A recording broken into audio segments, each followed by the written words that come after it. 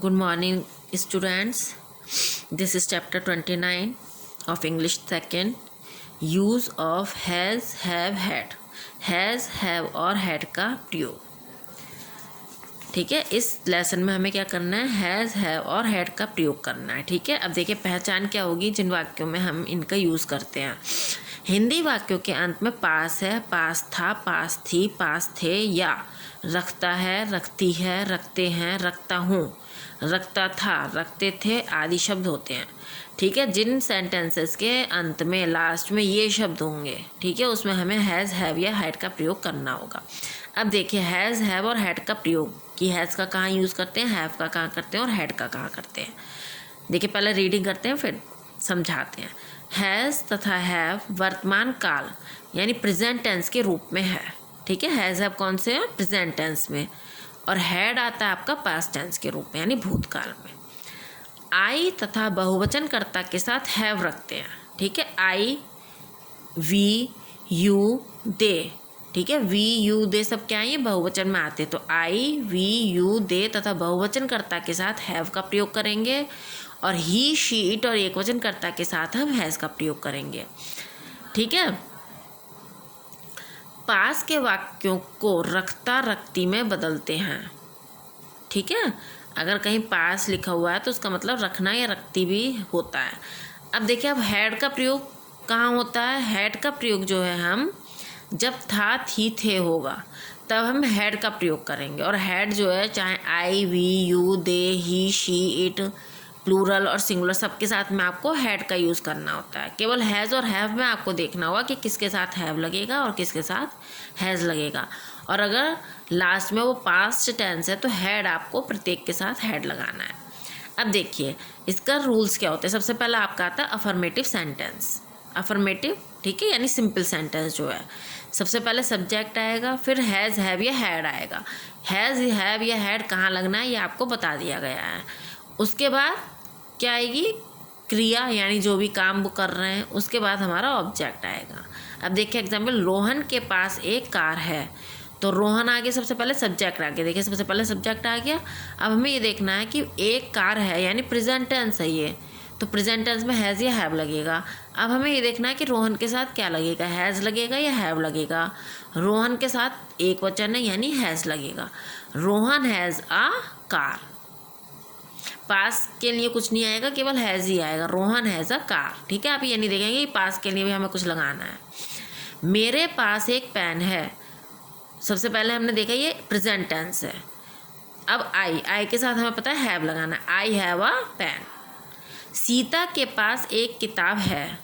सीता के साथ हम हैज़ लगाएंगे, प्रेजेंट टेंस है क्योंकि ये है आ रहा है लास्ट में. Sita has a book. अगर यहाँ पर ये होता कि सीता के पास एक किताब थी तो ये पास्ट हो जाता, तो हम क्या बनाते इसका, सीता हैड अ बुक. ठीक है बेटा, ये तो आपका हो गया अफर्मेटिव सेंटेंस. अब हम इसका देखते हैं नेगेटिव सेंटेंस.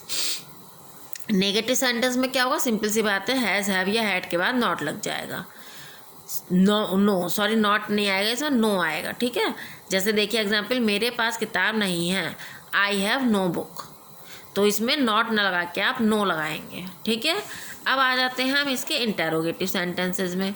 इंटेरोगेटिव सेंटेंसेस में क्या होता है, वाक्यों के अंत में प्रश्नवाचक चिन्हों का प्रयोग करते हैं. ठीक है, कौन सा प्रश्नवाचक चिन्ह, ये जो है इसका प्रयोग करते हैं. अब देखिए कैसे बनाएंगे. प्रश्नवाचक वाक्यों में क्या होता है, हैज़, हैव या हैड सबसे पहले आ जाएगा. और अगर कोई प्रश्नसूचक शब्द है वो उससे ही पहले आ जाएगा. प्रश्नसूचक शब्द कैसे, व्हाट, व्हाई, हाउ, ठीक है, विच. अगर ये कुछ है तो वो और पहले आ जाएगा.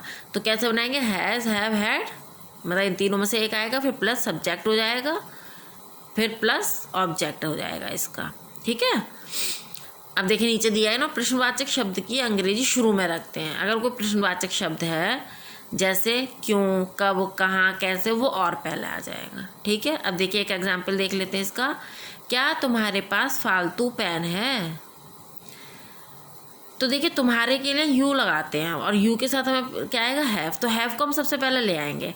हैव यू एनी, फालतू के लिए आएगा एक्स्ट्रा. ठीक है, extra pen. Have you extra pen. क्या उसके पास नीला कोट नहीं है? उसके के लिए आती ही। अब ही के साथ हमें क्या लगाना है? हैज़। तो has he no blue coat. No क्यों आया? क्योंकि नहीं दिया हुआ है यहाँ पर। तो जो भी दिया हो उसकी स्पेलिंग आपको लगाकर सेंटेंस को बनाना है।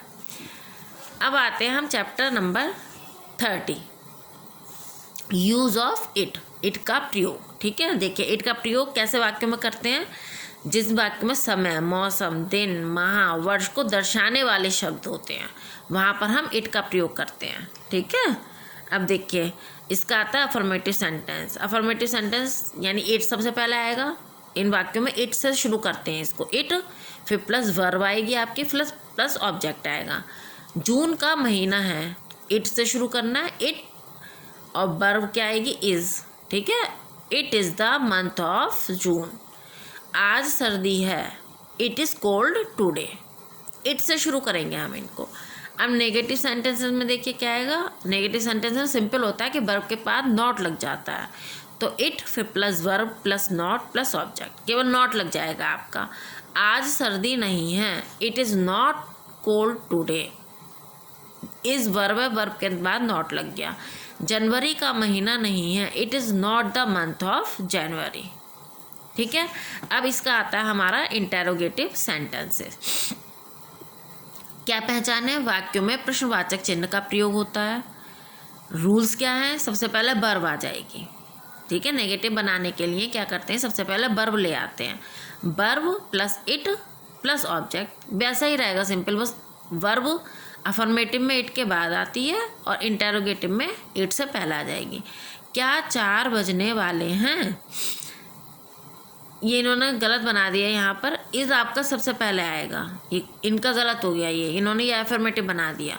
यहाँ आपका आएगा इज़ पहले आएगा। Is it about 4 o'clock? क्या कल वर्षा हो रही थी यानी पास में हो गया, वॉज आएगा। Was it raining yesterday? ठीक है बेटा, तो ये आपका चैप्टर 30 भी कंप्लीट हो गया है आपका।